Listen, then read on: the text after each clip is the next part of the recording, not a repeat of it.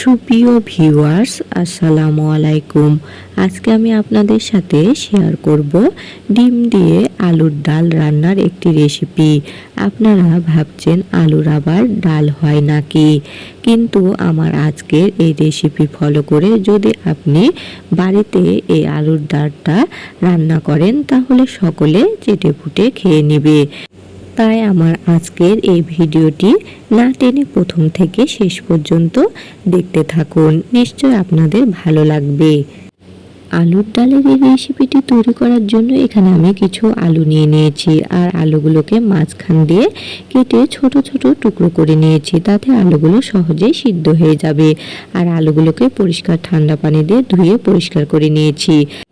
আর আমি 3টা ডিম নিয়ে নিয়েছি, আর ডিমগুলোকেও পরিষ্কার করে ধুয়ে নিয়েছি। আপনারা চাইলে আলু এবং ডিমের পরিমাণটা বাড়িয়ে এবং কমিয়ে নিতে পারেন আপনাদের পরিবারের সদস্য অনুসারে। আর এখানে আমি একটা কড়াই চুলাতে বসিয়ে দিয়ে আলু এবং ডিমগুলো কড়াইতে দিয়ে দিচ্ছি।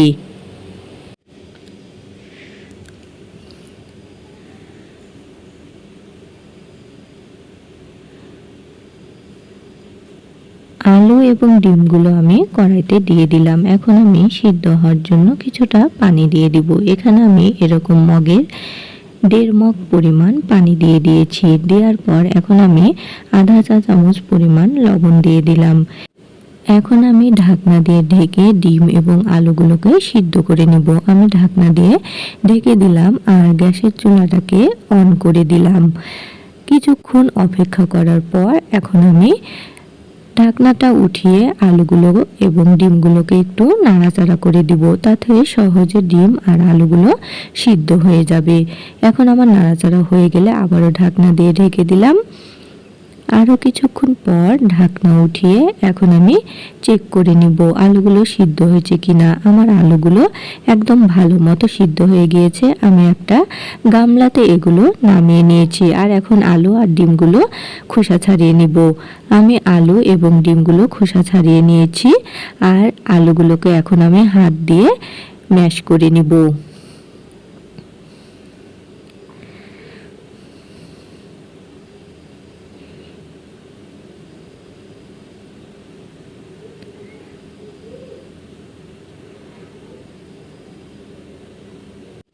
আমি সবগুলো আলু হাত দিয়ে মেখে ম্যাশ করে নিয়েছি, আর এগুলো এমনভাবে ম্যাশ করতে হবে যেন একটু গোটা গোটা থাকে। এখন আমি এই আলুর মধ্যে আধা মগ পরিমাণ পানি দিয়ে দিলাম। দিয়ে আলুগুলোকে এখন আমি মেখে নিচ্ছি। আলুর ডাল রান্না করার সময় অবশ্যই এ পর্যায়ে পানি দিয়ে আলুগুলোকে এভাবে মাখিয়ে কিছুক্ষণ রেস্টে রেখে দিতে হবে। আর আপনাদের হাতে যদি সময় না থাকে সাথে সাথেও রান্না করতে পারবেন। এখন আমি আলুগুলোকে কিছুক্ষণ রেস্টে রেখে দিলাম। আর এখানে যে 3টা ডিম নিয়েছিলাম সেগুলো খোসা ছাড়িয়ে ডিমগুলো মাঝখান দিয়ে একটু একটু করে কেচিয়ে দিয়েছি, তাতে লবণ হলুদ সহজেই ডিমের মধ্যে ঢুকে যাবে। এখন আমি আধা চা চামচ পরিমাণ লবণ, আধা চা চামচ পরিমাণ হলুদ গুঁড়ো দিয়ে হাত দিয়ে ডিমগুলোকে ভালোভাবে মাখিয়ে নিচ্ছি।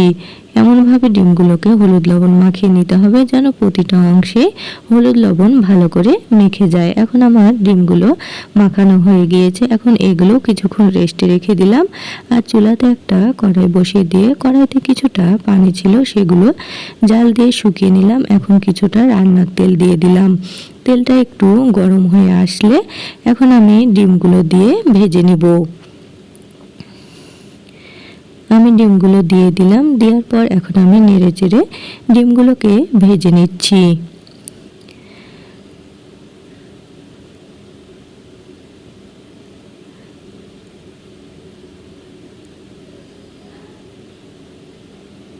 আমার ডিমগুলো নেড়েচেড়ে হালকা ব্রাউন করে ভাজা হয়ে গিয়েছে।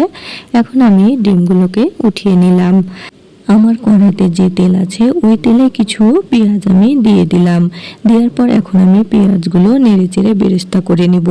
পেঁয়াজগুলো যখন বেরেস্তা করবেন তখন একটু পরপর এভাবে করে নেড়ে দিবেন, না হলে এক পাশটা বেশি পুড়ে যাবে এবং অপর পাশটা বেশি কাঁচা থেকে যাবে। তাই পেঁয়াজগুলোকে বেরেস্তা করার সময় এভাবে একটু পরপর নেড়ে দিতে হবে। এখন আমার পেঁয়াজগুলো বেরেস্তা হয়ে গিয়েছে, আমি পেঁয়াজগুলোকে উঠিয়ে নিলাম। আর আমার কড়াইতে কিছুটা তেল ছিল, আমি আরও কিছুটা তেল অ্যাড করলাম। এখানে আমি আবারও কিছু পেঁয়াজ কুচি দিয়ে দিলাম। পেঁয়াজ কুচি দেওয়ার পর পেঁয়াজগুলোকে একটু নেড়ে দিলাম। এখন আমি এতে 3টা কাঁচামরিচ মাঝখান দিয়ে একটু ফেড়ে নিয়েছি, সেগুলো দিয়ে দিলাম। 3টা গরম মশলা, 3টা সাদা এবং কালো এলাচ মাঝখান দিয়ে ফেড়ে নিয়েছি সেগুলো, আর কিছু তেজপাতা, 2টা শুকনো মরিচ দিয়ে এগুলোকে একটু নেড়ে চেড়ে নিলাম। তারপর এখন আমি আধা চা চামচ পরিমাণ আস্ত জিরা দিয়ে দিলাম। দিয়ে এখন আমি সমস্ত উপকরণ নেড়ে চেড়ে হালকা ব্রাউন করে ভেজে নিব। এগুলোকে আমি ততক্ষণ পর্যন্তই ভাজবো যতক্ষণ পর্যন্ত না এগুলোর একটা সুন্দর কালার আসে। পেঁয়াজগুলো আমার নেড়েচেড়ে হালকা ব্রাউন করে ভাজা হয়ে গিয়েছে আর সুন্দর একটা কালার এসেছে। এখন আমি এতে আদা রসুন জিরা একসাথে বেটে রেখেছিলাম সেগুলো দিয়ে দিলাম আর সামান্য পানি দিয়ে দিলাম, তাতে মশলাগুলো পুড়ে লেগে যাবে না। কষানোর সময় খুব সুন্দরভাবে কষানো হবে। এখন এগুলো কিছুক্ষণ কষানোর পর এখন আমি বাকি মশলাগুলো অ্যাড করব। এখানে আমি 1 চা চামচ পরিমাণ হলুদ গুঁড়ো, 2 চা চামচ পরিমাণ শুকনো মরিচ গুঁড়ো আর স্বাদ অনুসারে লবণ দিয়ে দিলাম। ঝালটা আপনাদের পছন্দ অনুসারে দিবেন, যে যেমন ঝাল খেতে পছন্দ করেন সেই অনুপাতে দিবেন, কিন্তু আলুর ডালে একটু ঝাল ঝাল হলে আমার কাছে বেশি ভালো লাগে। তারপরে এখন আমি সমস্ত উপকরণ নেড়ে চেড়ে ভালো মতো কষিয়ে নিচ্ছি। মশলাগুলোকে এমনভাবে কষাতে হবে যেন মশলার কোনো প্রকার কাঁচা ভাব না থাকে, আর মশলাগুলো যত ভালো করে কষাবেন তরকারির স্বাদ তত ভালো আসবে। আমি মশলাগুলোকে খুব ভালো মতো কষিয়ে নিয়েছি। মশলাগুলো থেকে এখন আমার তেল ছেড়ে দিয়েছে। যখন মশলাগুলো থেকে তেল ছেড়ে দিবে তখন বুঝবেন মশলাগুলো কষানো হয়ে গিয়েছে। এখন আমি আলুগুলো দিয়ে দিয়েছি। দিয়ে এখন আমি সমস্ত উপকরণ নেড়ে চেড়ে খুব ভালো করে মিক্সড করে নিব। আমি সমস্ত উপকরণ ভালো করে মিক্সড করে নিচ্ছি।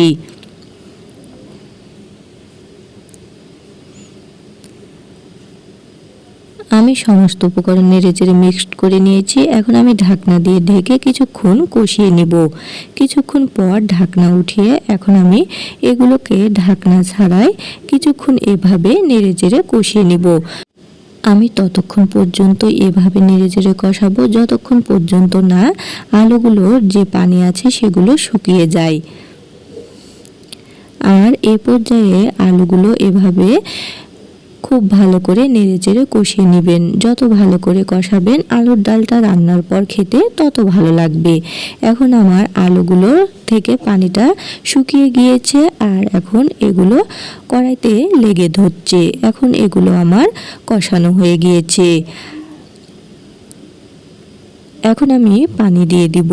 পানির পরিমাণটা আমি বুঝে শুনে দিব, যেহেতু আলুগুলো সিদ্ধ হয়ে আছে আর এগুলো অনেকক্ষণ কষানো হয়েছে, তাই আমি এগুলোকে একটু পরিমাণ মতো পানি দিয়ে নেড়ে চেড়ে নিলাম। তারপরে ঢাকনা দিয়ে ঢেকে দিলাম। আরও কিছুক্ষণ পর ঢাকনা উঠিয়ে যখন এই ডালটা এরকম বলক দিয়ে ফুটতে থাকবে তখন আমি ভেজে রাখা ডিমগুলো দিয়ে দিব। আমি ডিমগুলো দিয়ে একটু নেড়ে দিলাম। তারপরে আমি আবারও ঢাকনা দিয়ে ঢেকে দিলাম। আরও 5 মিনিট পর ঢাকনা উঠিয়ে এখন আবারও আমি এগুলোকে একটু নেড়ে দিচ্ছি। এগুলো নাড়াচাড়ার পর এখন আমি আবারও 3টা কাঁচামরিচ মাঝখান দিয়ে ফেড়ে নিয়েছি, সেগুলো দিলাম। আধা চা চামচ পরিমাণ ভাজা জিরা গুঁড়া আর যে পেঁয়াজগুলো বেরেস্তা করে রেখেছিলাম সেগুলো দিয়ে দিলাম। দিয়ে সমস্ত উপকরণ একটু নেড়ে চেড়ে দিলাম। দেওয়ার পর এখন আমি আবারও ঢাকনা দিয়ে ঢেকে দিলাম। আরও 5 মিনিট পর ঢাকনা উঠিয়ে এখন আমি এগুলোকে নেড়ে দিচ্ছি। আর এই ডাল রান্নার সময় অবশ্যই পেঁয়াজ বেরেস্তাটা দেওয়ার চেষ্টা করবেন, তাহলে রান্নার পর ডালটা খেতে খুব ভালো লাগবে।